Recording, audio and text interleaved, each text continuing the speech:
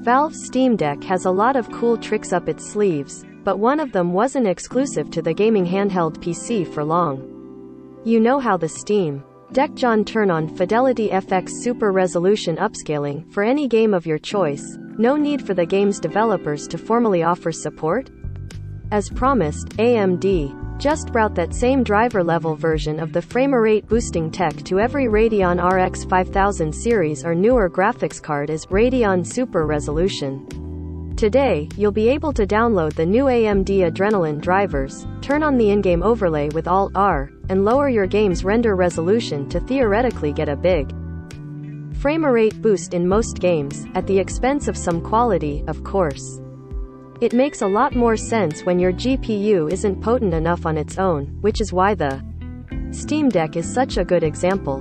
But even if your GPU is plenty powerful, AMD might have something to keep your attention. The company's teasing a new version of FSR today that might actually trade blows with NVIDIA. FSR 2.0 now uses temporal upscaling, like NVIDIA's superior DLSS, to provide more quality at higher frame rates than ever before, and the surprise is that unlike NVIDIA DLSS, AMD isn't requiring a new chip with dedicated machine learning cores to make it work.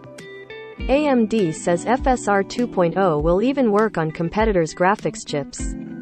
The company isn't saying exactly how that's possible quite yet, but here's a statement from AMD Software Product Management Director Glenn Matthews to the While machine learning, ML, is one vehicle to solve a number of problems, it is not a requisite to achieve good quality upscaling, and FSR 2.0 does not use ML. Therefore, FSR 2.0 does not require dedicated ML hardware, so that more gamers can benefit from it. FSR 2.0's temporal upscaling uses previous frame color, depth and motion vectors in the rendering pipeline to create very high-quality upscaled output, with optimized anti-aliasing across all image quality presets and output resolutions.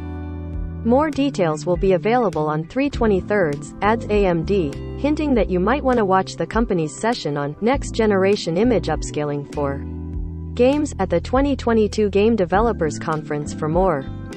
I'm skeptical of FSR 2.0 for two reasons. First, because AMD, like NVIDIA, is claiming it can deliver better than native 4 Kelvin's image quality at the same time it's offering higher frame rate, and even NVIDIA's highest quality DLSS settings haven't convinced me of that. Second, because AMD only provided a single still scene, not even video, for us to compare today, and motion is one place these techniques can break down. But AMD's claims do sound impressive. The company says Deathloop can run at nearly twice the frame rate at maximum settings, 101 FPS versus 53 FPS, and so are the actual still images of Deathloop that AMD provided today. They're seriously worth a look. Download them here, and here, then try pixel peeping them with NVIDIA's excellent ICAT tool. In those still images, FSR 2.0 looks like a world of difference compared to the original FSR, and I could genuinely see some people preferring the enhanced sharpness of FSR 2.0 mode to a native image. But we won't know for sure until we see lots of games in motion. Plus, AMD is hinting that it'll require game developers to integrate FSR 2.0 instead of being a global feature. At a time you can't easily buy a new GPU, it's great to see AMD pushing hard to get more out of older, weaker ones.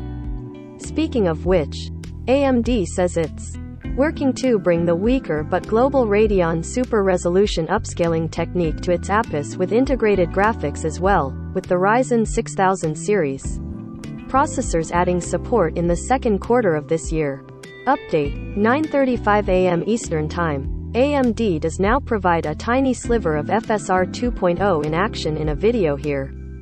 Recommended by